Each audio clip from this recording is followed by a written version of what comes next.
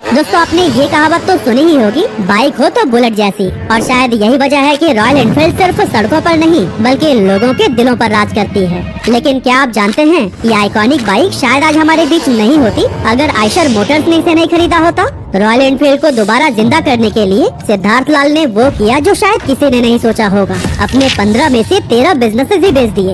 इस फैसले को कई लोगों ने आयशर मोटर्स का सबसे बड़ा सुसाइड मूव कहा, तो कुछ ने इसे बेवकूफी का सबसे बड़ा एग्जाम्पल बताया। कंपनी के शेयर्स लगातार गिर रहे थे और हर तरफ आलोचनाएं हो रही थी। लेकिन फिर कुछ ऐसा हुआ जिसने न केवल रॉयल एनफील्ड बल्कि पूरे आयशर मोटर्स को ही इतिहास के पन्नों में एक नया मुकाम दिला दिया। आज आयशर मोटर्स सिर्फ एक कंपनी नहीं है बल्कि यह भारत की बैकबोन बन चुकी है। इस कंपनी ने लाखों गरीब किसानों को खेती करने का सही तरीका सिखाया, छोटे व्यापारियों को स्मॉल और मीडियम साइज ट्रक्स दिए और इनकी बसें और हैवी ड्यूटी ट्रक्स को तो हम अपनी डेली लाइफ में रोड पर गुजरते हुए देखते ही हैं। तो चलिए आज के इस वीडियो में हम जानते हैं कि कैसे आयशर मोटर्स ने तुरंत आजाद हुए भारत को अपने पैरों पर खड़ा करने में इम्पोर्टेंट रोल प्ले किया।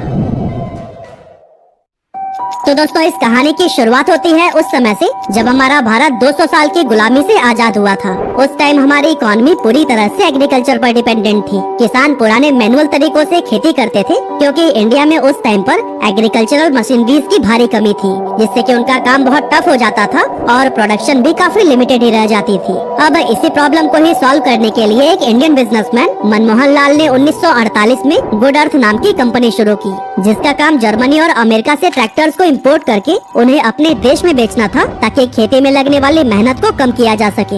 वैसे तो ये आइडिया काफी सॉलिड था और एग्रीकल्चरल कंट्री होने की वजह से बहुत जरूरी भी, लेकिन प्रॉब्लम ये थी कि इंडिया उस टाइम अपनी इकोनॉमी को स्टेबलाइज करने की कोशिश कर रहा था।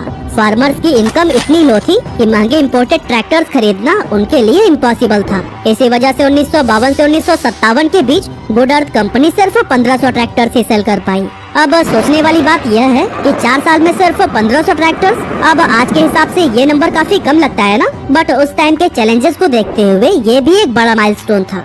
लेकिन दोस्तों हम तो आयशर कंपनी की बात कर रहे हैं ना, तो फिर वो कहाँ है? असल में हमें टाइम में थोड़ा पीछे चलना पड़ेगा, क्योंकि भले ही आयशर मोटर्स आज एक इंडियन कंपनी के तौर पर जानी जाती है, लेकिन इसकी शुरुआत जर्मनी में रहने वाले 2 गरीब भाइयों ने की थी, जोसेफ आयशर और अल्बर्ट आयशर। अब आप लोग स्टोरी में कंफ्यूज मत होइएगा, क्योंकि आगे चलते चलते सब कुछ कनेक्ट होने वाला है।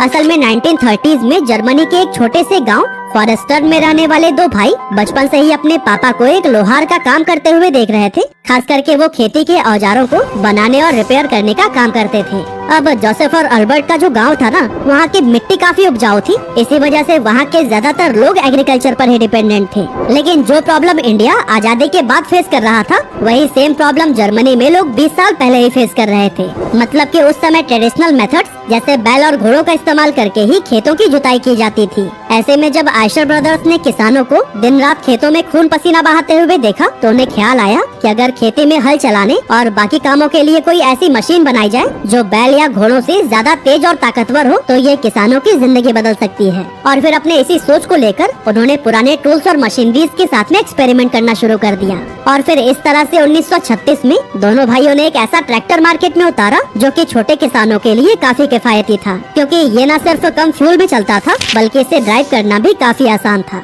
अब वैसे तो इसके बाद भी बहुत सारे इवेंट्स हुए, लेकिन आप बस यह जान लीजिए कि 1936 में शुरू हुई इस कंपनी ने बहुत जल्द जर्मनी से निकलकर ग्लोबल मार्केट में भी अपनी पहचान बना ली। अब एक तरफ तो आयशर के ट्रैक्टर्स तेजी से दुनिया में अपना मार्केट शेयर बढ़ाते जा रहे थे, वहीं दूसरी तरफ इंडिया को एक सस्ते और एफिशिएंट ट्रैक्टर की तलाश थी जो कि हमारे बजट में फिट हो सके। और फिर इसी दौरान आयशर ब्रदर्स ने इंडियन मार्केट में एंटर करने का सोचा। लेकिन प्रॉब्लम यह थी कि उस टाइम सरकार ने बहुत ही सख्त इंडस्ट्रियल पॉलिसीज बना रखी थी, जिसके तहत कोई भी फॉरेन कंपनी सिर्फ तभी इंडियन मार्केट में कदम रख सकती थी जब वो किसी इंडियन कंपनी के साथ में पार्टनरशिप करे। यही वजह थी कि आयशर ब्रदर्स भी एक ऐसी इंडियन कंपनी की तलाश कर रही थी जिसे इस सेक्टर का एक्सपीरियंस हो और जो इंडियन मार्केट और कस्टमर बिहेवियर को अच्छी तरह से समझती हो। और फिर आखिरकार उनकी ये तलाश गुड अर्थ कंपनी पर जाकर रुकी।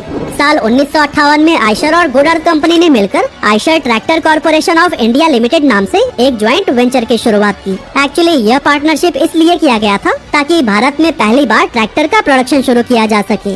यानी कि अब गुड अर्थ कंपनी का काम सिर्फ ट्रैक्टर्स को इंपोर्ट करना नहीं था, बल्कि उन्हें भारत में मैन्युफैक्चर करना भी था। इसके लिए फरीदाबाद में एक बड़ी फैक्ट्री स्टैब्लिश की गई, जो कि जल्द ही भारत के पहले ट्रैक्टर मैन्युफैक्चरर के तौर पर पहचानी जाने लगी। और फिर वो ऐतिहासिक पल आया साल 1959 में, जब फरीदाबाद की उसी फैक्ट्री से भारत का पहला स्वदेशी ट्रैक्टर लॉन्च किया गया, जिसका नाम था स्वराज। पहली बार भारतीय किसानों को एक ऐसा ट्रैक्टर मिला जो अफोर्डेबल, रिलायबल और उनकी जरूरतों के हिसाब से डिजाइन किया गया था। और फिर इसकी डिमांड इतनी तेजी से बढ़ी कि ये ट्रैक्टर पूरे भारत में पॉपुलर हो गए।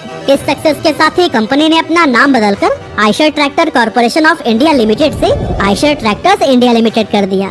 लेकिन दोस्तों 1960s के एंड तक इंडियन ट्रैक्टर मार्केट में कंपटीशन ने जोर पकड़ लिया। महिंद्रा और स्कॉट जैसी बड़ी कंपनियों की एंट्री ने आयशर के लिए चुनौतियां खड़ा कर दी। सेल्स में लगातार गिरावट आने लगी और कंपनी के लिए सर्वाइवल तक मुश्किल हो गया। लेकिन यहीं पर मनमोहन लाल ने एक गेम चेंजिंग फैसला लिया। उन्होंने समझा कि सिर्फ प्रोडक्ट बेचना ही काफी नहीं होगा। अगर आयशर को मार्केट में अपनी पकड़ बनाए रखनी है तो उन्हें अपनी कोर ऑडियंस यानी कि किसानों के साथ में एक पर्सनल कनेक्शन भी बनाना होगा। लेकिन ये कनेक्शन बनेगा कैसे? तो फिर इसके लिए उन्होंने अपने सर्विस नेटवर्क्स को बढ़ाना शुरू कर दिया। साथ ही उन्होंने किसानों को ट्रेनिंग देना स्टार्ट किया कि कैसे वो खुद अपने खराब ट्रैक्टर्स की मरम्मत और देखभाल कर सकते हैं। यही पर्सनल कनेक्शन ही आयशर के लिए गेम चेंजर साबित हुआ और फिर इसी स्ट्रैटेजी ने ही आयशर को कंपटीशन में मजबूती से खड़ा रखा और इंडियन ट्रैक्टर इंडस्ट्री में अपनी अलग पहचान बनाने में मदद की। इसके बाद आया साल 1966, जब मनमोहन लाल के बेटे विक्रम लाल ने कंपनी के ऑपरेशंस को संभाला।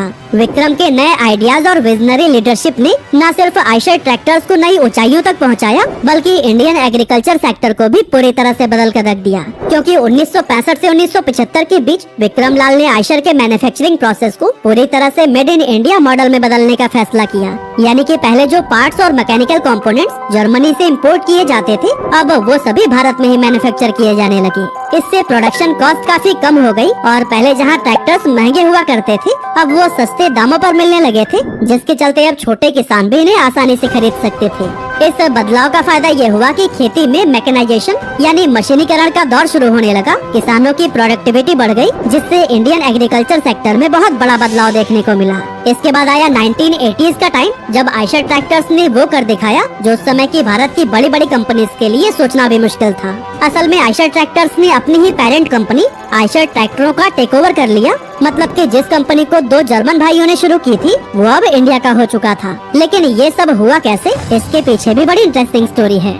असल में उस समय आयशर ट्रैक्टर्स इंडिया का एनुअल टर्नओवर लगभग 80 करोड़ रुपए था और ये इंडिया का एक जाना माना ब्रांड बन चुका था। लेकिन दूसरी तरफ इसकी पेरेंट कंपनी आयशर ट्रैक्टरों इकोनॉमिक स्लोडाउन से जूझ रही थी और कंपनी सीरियस फाइनेंशियल प्रॉब्लम्स का सामना कर रही थी। हालात इतनी खराब हो गई थी कि इस कंपनी पर कभी भी ताला लग सकता था। लेकिन दोस्तों, जब विक्रम लाल तक इसकी खबर पहुंची, तो उन्होंने ठान लिया कि वो इस कंपनी को ऐसे बंद नहीं होने दे सकते। इसीलिए उन्होंने फॉरेन बैंक से कुछ लोन लिया और आयशर ट्रैक्टरों का टेक ओवर कर लिया। अब वैसे तो आयशर का ट्रैक्टर बिजनेस काफी सही चल रहा था और धीरे धीरे इसके मार्केट शेयर में इजाफा ही हो रहा था। लेकिन विक्रम लाल ने महसूस किया कि अगर उन्हें इस बिजनेस वर्ल्ड में कुछ बड़ा करना है, तो सिर्फ ट्रैक्टर पर डिपेंडेंट रहना काफी नहीं होगा, बल्कि उन्हें मार्केट में और भी अपॉर्चुनिटीज की तलाश करनी होगी। इसीलिए उन्होंने ट्रक्स और बसेस का भी प्रोडक्शन शुरू करने का फैसला लिया। हालांकि उनका ये डिसीजन बहुत ही जोखिम भरा था, क्योंकि इस सेक्टर में पहले से ही कई बड़े प्लेयर्स जैसे टाटा और अशोक लेलैंड मौजूद थे, जिनसे कंपनी को भारी टक्कर मिलने वाली थी। लेकिन इन्हीं से ही मुकाबला करने के लिए आयशर ने जापान की पॉपुलर ऑटोमोबाइल मैन्युफैक्चरर मित्सुबिशी के साथ में 1982 में एक ज्वाइंट वेंचर की शुरुआत की, ताकि वो इंडियन मार्केट में लाइट कमर्शियल व्हीकल्स का प्रोडक्शन कर सके। 1982 में शुरू हुई इस ज्वाइंट वेंचर में मित्सुबिशी ने एडवांस जापानीज टेक्नोलॉजी और डिजाइन एक्सपर्टाइज दी, जबकि आयशर ने इंडियन मार्केट की गहरी समझ और अपनी मैन्युफैक्चरिंग कैपेबिलिटीज का इस्तेमाल किया। उस समय के स्मॉल और मीडियम साइज बिजनेसेस में फ्यूल एफिशिएंट और अफोर्डेबल ट्रक्स की डिमांड तेजी से बढ़ रही थी और फिर इन्हीं को ही टारगेट करते हुए कंपनी ने अपना पहला एलसीवी लॉन्च किया, जिसका नाम था आयशर मित्सुबिशी कैंटर। ये light commercial vehicles medium size businesses के लिए एक परफेक्ट सोल्यूशन साबित हुआ। लेकिन जैसा कि हमने आपको बताया कि इस सेक्टर में पहले से ही स्ट्रॉन्ग कंपटीशन था, जिसे टैकल करने के लिए आयशर को बहुत सारे फंड्स की जरूरत थी। इसीलिए 1987 में आयशर ट्रैक्टर्स ने इंडियन स्टॉक मार्केट में अपना आईपीओ लॉन्च कर दिया और फिर स्टॉक मार्केट से जुटाए गए फंड से कंपनी ने इंडियन मार्केट के अकॉर्डिंग अपने ट्रक और बसेस में कई तरह के इनोवेशंस करने शुरू कर दिए। और इसका असर ये हुआ कि धीरे धीरे इनके लाइट कमर्शियल व्हीकल्स ने मार्केट में अपनी जगह बनानी शुरू कर दी, लेकिन सिर्फ कुछ ही सालों तक। क्योंकि 1991 में लिबरलाइजेशन के आने के बाद कंपनी के लिए चैलेंजेस बहुत ही ज्यादा बढ़ने लगे। एक्चुअली इस रिफॉर्म के बाद से इंडियन मार्केट फॉरेन कंपनीज के लिए पूरी तरह से ओपन हो गई और उन पर लगने वाले रेस्ट्रिक्शंस को भी हटा दिया गया था। इस वजह से बड़ी संख्या में फॉरेन कंपनीज इंडियन मार्केट में एंटर करने लगी और आयशर को टफ कंपटीशन का सामना करना पड़ा। और दोस्तों, कंपनी अभी इन सभी प्रॉब्लम से जूझ ही रही थी कि तभी कुछ ऐसा हुआ कि मित्सुबिशी से इनकी पार्टनरशिप हमेशा के लिए टूट गई। असल में दोनों कंपनियों के बीच में इंटरनल डिस्प्यूट हो गए थे। आयशर का मानना था कि वह इंडियन कस्टमर्स की जरूरतों को बेहतर तरीके से समझता है, इसीलिए उसे लोकल मार्केट के हिसाब से प्रोडक्ट्स को डिजाइन करने की फ्रीडम दी जानी चाहिए। लेकिन दूसरी तरफ मित्सुबिशी अपने टेक्नोलॉजी और डिजाइन पर पूरा कंट्रोल बनाए रखना चाहती थी। यह टकराव धीरे धीरे इतना बढ़ गया कि 1994 में दोनों कंपनियों ने म्यूचुअल अंडरस्टैंडिंग के साथ अपनी पार्टनरशिप को खत्म कर दिया। इस अलगाव से आयशर को एक बड़ा झटका तो लगा ही था, लेकिन अच्छी बात यह हुई थी कि इस कोलैबोरेशन की वजह से आयशर एडवांस जापानीज टेक्नोलॉजी को बहुत गहराई से समझ चुका था। ऐसे में पार्टनरशिप टूटने के बाद भी आयशर एलसीवी सेगमेंट में पूरी तरह से इंडिपेंडेंट होकर काम करने लगा। लेकिन इसी टाइम पीरियड में ही कंपनी ने एक ऐसा स्टेप लिया जो कि इसकी जर्नी में सबसे बड़ा गेम चेंजर साबित हुआ, और वो था रॉयल एनफील्ड का एक्विजिशन। पहले तो आयशर मोटर्स ने इनफील्ड इंडिया के 26% स्टेक खरीदे, लेकिन फिर 1993 में उन्होंने अपनी इक्विटी बढ़ाकर 60% कर दी। इसके बाद से इनफील्ड इंडिया का नाम बदलकर रॉयल एनफील्ड मोटर्स लिमिटेड कर दिया गया। जी हाँ, वही रॉयल एनफील्ड जो आज इंडियन सड़कों की शान बन चुकी है। लेकिन कमाल की बात तो ये है कि जिस समय आयशर ने इसे खरीदा था उस समय कंपनी भारी लॉस में डूबी हुई थी। ऐसे में सवाल उठता है कि आखिर आयशर ने इस घाटे में चल रहे ब्रांड को खरीदा ही क्यों? असल में रॉयल एनफील्ड का इतिहास ही कुछ ऐसा था ना कि लोग इसे दिल से पसंद करते थे। यह वही कंपनी थी जिसकी बाइक्स वर्ल्ड वॉर 1 और 2 के टाइम पर ब्रिटिश सैनिकों की फेवरेट हुआ करती थी। भारत में भी 1954 में इंडियन गवर्नमेंट ने इनफील्ड इंडिया को 800 बाइक्स का ऑर्डर दिया था, जिसकी वजह से जल्द ही ये बाइक इंडियन पुलिस और सेना की पहली पसंद बन गई और इसे अब इंडिया के लोग पावर सिंबल के रूप में देखने लगे। लेकिन धीरे धीरे जब रेट्रो बाइक्स का ट्रेंड खत्म हुआ तो ये कंपनी बहुत बड़े लॉस में चली गई। पर दोस्तों, तब भी आयशर मोटर्स को लग रहा था कि वह इस ब्रांड को दोबारा प्रॉफिटेबल बना सकते हैं, इसीलिए उन्होंने इस डील को फाइनल कर लिया। लेकिन दोस्तों, काफी कोशिशों के बाद भी वो इस कंपनी को प्रॉफिटेबल नहीं बना सके और ये आयशर मोटर्स के लिए गले की हड्डी बन गई। धीरे धीरे इनकी बाइक्स की सेल्स ड्रॉप होने लगी, क्योंकि जहां इनकी कैपेसिटी हर महीने 6000 बाइक्स बनाने की थी, वो सिर्फ 2000 ही बेच पा रहे थे। और ऊपर से बाइक्स में बहुत सारे इश्यूज भी आ रहे थे जो कि आयशर के रेपुटेशन को इम्पैक्ट कर रहे थे। ऐसे में साल 2000 में कंपनी के चेयरमैन विक्रम लाल और सीनियर एग्जीक्यूटिव्स ने मिलकर फैसला किया कि अब उन्हें रॉयल एनफील्ड को बंद कर देना चाहिए।